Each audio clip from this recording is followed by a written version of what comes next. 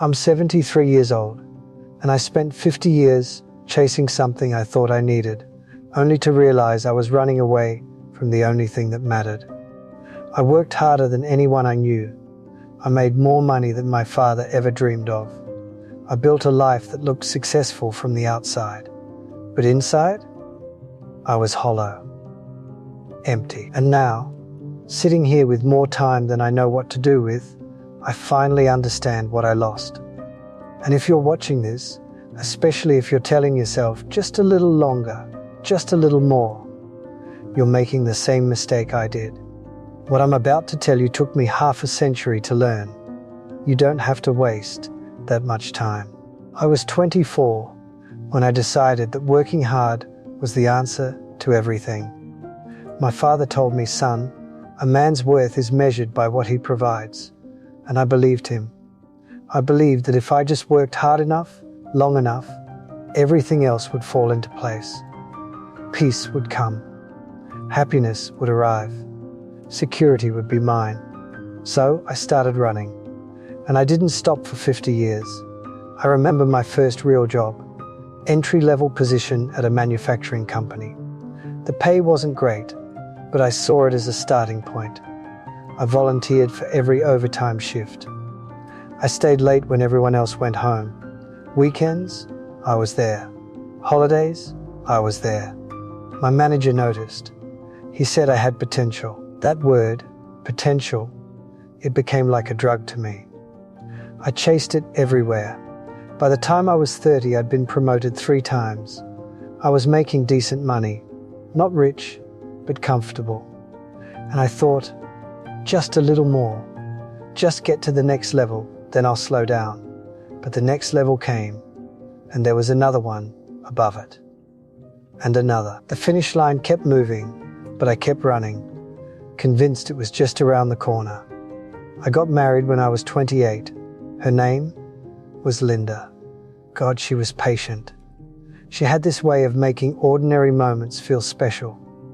Sunday mornings, she'd make pancakes, and we'd sit on the back porch, just talking about nothing. She loved those mornings. I tolerated them. I was already thinking about Monday, already planning the week ahead, already somewhere else. She used to say, "You're here, but you're not really here." I didn't know what she meant. I thought being physically present was enough. I thought providing financially was love. I thought she'd understand that all this work was for her, for us. She did understand, for a while. But understanding doesn't stop you from feeling alone. I can still see her standing in the kitchen one evening. I'd just gotten home at 9 p.m. again. She'd made dinner hours earlier, and it sat cold on the stove. She wasn't angry. She just looked tired. She asked me, very quietly, "When does it end? When do we actually get to live?" I told her what I always told her. Soon. Just a little longer. I'm building something here. I believed it. I genuinely believed that happiness and peace were things you earned after years of sacrifice. We had a son, Michael. He was born when I was 33, and I remember holding him for the first time and feeling this weight of responsibility that was almost crushing. I thought, I need to work harder now. I need to give him everything. I need to make sure he never struggles like I did. So I worked more. I worked nights. I worked weekends. I missed his first steps because I was at the office. I missed his school plays because I had meetings. I missed bedtime stories because I was too exhausted when I finally got home. But I convinced myself it was worth it. I told myself, he'll understand when he's older. He'll see that all of this was for him. I bought him things, nice clothes, good schools, everything money could buy. What I didn't give him was me, my time, my presence, my attention, the things he actually needed. Years blurred together, promotions came, raises came, more responsibility came, and I accepted all of it because I thought that's what you were supposed to do. You climb, you achieve, you push forward. Rest is for the weak. Peace is for retirement. Living is something you do after you've earned it. Linda asked for a divorce when I was 56. I came home one day and she was sitting at the kitchen table with papers spread out in front of her. She didn't cry. She didn't yell. She just said, "I can't do this anymore. I've been living alone for 28 years and I'm tired." I wanted to argue. I wanted to tell her she was wrong, that I'd been there, that I'd provided everything. But then she said something I'll never forget. She said, "You've been so busy building a life that you forgot to live it. And you took me down with you." The divorce was finalized 6 months later. Clean. Professional. We split everything down the middle. The house we barely lived in. The savings account that was supposed to buy us freedom. All of it, divided and distributed like inventory. She moved to a small apartment near the coast. She started painting, something she'd always wanted to do, but never had time for, because she was waiting for me to have time too. I stayed in the house, kept working. What else was I going to do? Work was all I knew. Work was all I'd ever known. My son stopped calling regularly around that time. He was in his 20s, starting his own life. When we did talk, the conversations were surface level. How's work? How's the weather? Generic pleasantries between two people who were related by blood, but strangers by choice. Mine, not his. My choice. I was the one who hadn't been there. I was the one who'd been too busy to know him. I kept telling myself I'd fix it. Later. When things slowed down. When I had more time. But things never slowed down. And I never made the time. The moment everything changed, God, this is hard to talk about, was when I had a health scare at 69. Just a bad fall, nothing serious in the end, but it put me in the hospital for a few days. And lying in that bed, surrounded by beeping machines and the smell of antiseptic, I had this sudden, awful realization. I was alone. Not just physically alone in that moment, but alone in my life. Linda was gone. Michael had his own family now, his own world that I wasn't really part of. My colleagues? They sent a card. Friends? I didn't really have any, just work acquaintances, people I saw in meetings but never really knew. And I thought, this is it. This is what 50 years of work bought me. A hospital bed and nobody to sit beside it. That's when it hit me. Not gently, not like some peaceful realization. It hit me like a truck. I had wasted my entire life preparing to live instead of actually living. All those years, I thought I was building something. I thought I was securing a future where I could finally rest, finally enjoy life, finally have peace. But peace isn't something you earn after decades of suffering. Happiness isn't a reward for endurance. Life doesn't wait for you to be ready. It happens whether you're paying attention or not. And I had missed it. I had missed all of it. Here's what nobody tells you when you're young and hungry and convinced that working harder is the answer to everything. Here's what took me 50 years and a destroyed family to understand. You cannot buy back time, ever. I made good money. I saved well. I have a comfortable retirement. And none of it matters. None of it. Because the moments I missed, the Sunday mornings with Linda, the soccer games with Michael, the quiet evenings where nothing happened except being together, those are gone forever. There's no amount of money that can purchase them back. No promotion can resurrect them. Time moves in one direction, and once it's gone, it's gone. You think you're investing in the future by sacrificing the present, but you're not. You're just sacrificing. That's it. The future never arrives the way you think it will. The someday when you'll finally slow down and enjoy life, it doesn't exist. There's only today. And you're either here for it, or you're somewhere else, thinking about tomorrow, missing everything that's happening right now. Lesson 1. Peace is not a destination. It's a practice. For 50 years, I believed that peace was something I'd achieve after I'd worked hard enough, earned enough, secured enough. I thought it was waiting for me at the end of some invisible finish line. But peace doesn't work like that. Peace is the ability to be content in this moment, with what you have, where you are. It's not about having more, it's about wanting less, needing less, being fully present for what's already here. I spent half a century running toward peace, thinking I'd find it in achievement, in money, in success. But peace was in those Sunday mornings I rushed through. It was in those quiet evenings I was too distracted to enjoy. It was in every ordinary moment I dismissed as unimportant because I was focused on something bigger, something better, something that was always just out of reach. Lesson 2. Presence is love. Absence is abandonment, no matter how justified. I thought providing was enough. I thought working hard to give my family security was the ultimate act of love. And maybe it was love, in a way, but it wasn't what they needed.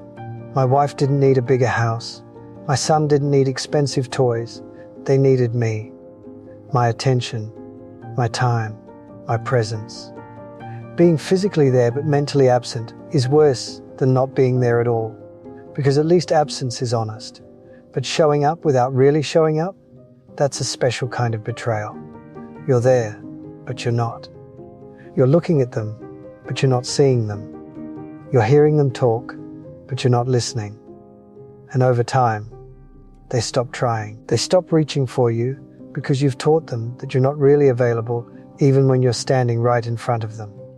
Lesson 3. Work will always demand more. Always. You have to be the one who says no. This is the trap. This is what nobody warns you about. Work is bottomless. There's always more to do. Always another project, another deadline, another opportunity. If you wait for work to tell you it's okay to rest, you'll wait forever. Work doesn't care about your peace. Work doesn't care about your relationships. Work will take everything you give it and ask for more. You have to draw the line. You have to say, this is enough. Not later, not after the next promotion, not when things slow down. Now, today, because things never slow down unless you make them slow down. Lesson 4. The things you think will matter when you're old are not the things that actually matter. I thought I'd look back with pride on my career, on the deals I closed, on the promotions I earned, on the money I made, but I don't. I barely remember most of it. It all blurs together into a monotonous haze of meetings and deadlines and stress. You know what I remember clearly? The few times I actually stopped. The rare morning I stayed in bed an extra hour with Linda. The one time I left work early to watch Michael's baseball game. Those handful of moments when I chose presence over productivity, those are the memories I have, and I wish I had more of them. When you're 73 and looking back, you won't care about the overtime you worked or the promotion you got in 2031. You'll care about whether you were there, whether you showed up for the people you loved, whether you let yourself experience joy in ordinary moments, or whether you were always somewhere else, chasing something that didn't matter. Lesson 5. Regret doesn't fade. It grows. I thought time would make the regret easier, that eventually I'd come to terms with my choices and find some peace. But it doesn't work that way. The regret grows. Because as the years pass, the weight of what you lost becomes more and more obvious. You see your son with his kids, giving them the presents you never gave him, and the regret cuts deeper. You see other couples growing old together, still holding hands, still laughing, and you remember the woman you let slip away. Time doesn't heal this kind of wound, it just makes it more permanent. So what do you do with this? How do you avoid spending 50 years running toward nothing? If you're in your 20s or 30s, you still think you have all the time in the world. You don't. I know you don't believe me. I didn't believe people when they told me either. But time accelerates. 25 turns into 35, turns into 50 before you even realize it's happening. Start protecting your peace now, not later, now. Stop working after a certain now. Pick a time. 6 p.m., 7 p.m., whatever works. And after that time, you're done. No emails, no calls, no just checking one thing. Be done. Actually done. Your company will survive without you. The project will still be there tomorrow. But tonight you're here. With the people who matter. Schedule time for nothing. This sounds absurd, I know. In a culture that glorifies busyness, scheduling time to do absolutely nothing feels lazy. But it's not. It's radical. It's choosing peace over productivity. It's saying, my worth is not measured by my output. Sit on your porch. Take a walk with no destination. Lie in bed an extra hour on Saturday. Do nothing and notice how uncomfortable it makes you. That discomfort is the addiction to busyness. Sit with it. Let it pass. If you're in your 40s or 50s, you're at the dangerous stage. You've been working for decades. You've got momentum. You've got seniority. You've got responsibilities. And it's so easy to tell yourself, just a little longer. Just until the kids are through college. Just until I hit this savings goal. Stop. Look around. Your kids are almost gone. Your parents are aging. Your body is starting to slow down whether you admit it or not. This is your last chance to change course before you wake up at 70 and realize you missed everything. Have the conversations you've been avoiding. Tell your spouse you're sorry for being absent. Tell your kids you love them and you want to actually know them, not just provide for them. Admit that you've been prioritizing the wrong things. It will be uncomfortable. Do it anyway. Redefine success. Success is not a salary. It's not a title.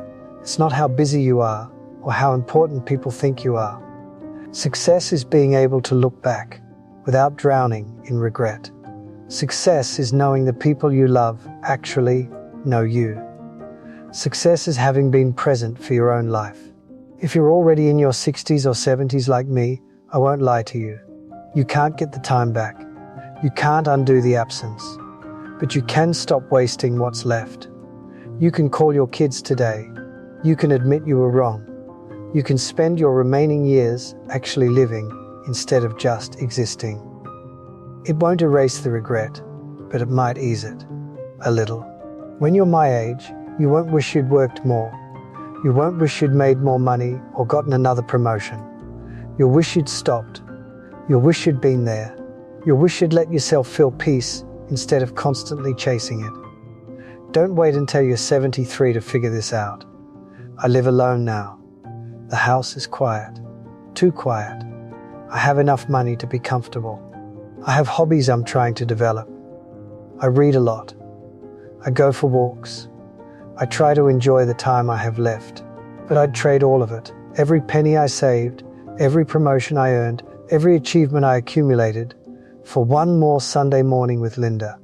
For one more chance to actually show up for Michael when he needed me. For one more opportunity to choose presence over productivity. I can't go back. I can't undo 50 years of absence, but you can make a different choice. You're watching this for a reason. Maybe you're starting to feel that hollow feeling I ignored for decades. Maybe you're realizing that the life you're building doesn't feel like living. Maybe you're sensing that something's wrong, that you're missing something important while you're busy chasing something that won't matter. Listen to that feeling. It's trying to save you. Don't wait, like I did. Don't tell yourself you'll change after the next goal. After you've earned enough, after things settle down. They won't settle down. Life doesn't pause for you to be ready. It's happening right now, and you're either here for it or you're not. Choose presence. Choose peace. Choose the people you love over the work that will never love you back. You think you're building a future, but you're not. You're just missing the present. And one day, the present will be your past, and you'll be sitting alone like me, wondering where it all went. Please, don't wait like I did. Choose differently. Start today, right now. Put down your phone after this video and go be with someone you love. Don't check your email tonight. Don't think about tomorrow. Just be here. Be present for this one evening. See how it feels. See if maybe, just maybe, that's what you've been missing all along. The time you waste now, you'll never get it back. I know. I'm living proof. Don't become proof like me.